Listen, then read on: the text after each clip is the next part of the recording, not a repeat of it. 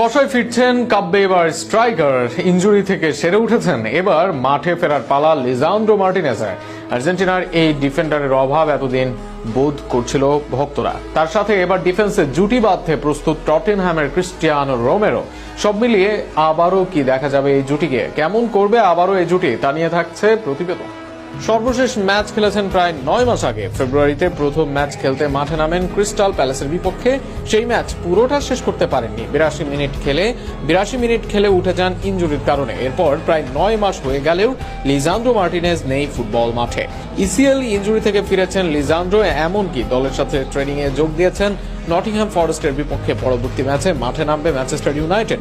নভেম্বরে 1 তারিখ অনুষ্ঠিত হবে সেই ম্যাচ, আর সেখানেই দেখা যেতে পারে লিসান্দ্রোকে। মূল একাদশে না থাকলেও বদলি হিসেবে এই ম্যাচ দিয়ে লিসান্দ্রোর ফেরার সম্ভাবনা অনেক থাকবে। তবে ক্লাবের চেয়েও লিসান্দ্রোকে বেশি চাওয়া আর্জেন্টিনা দলের।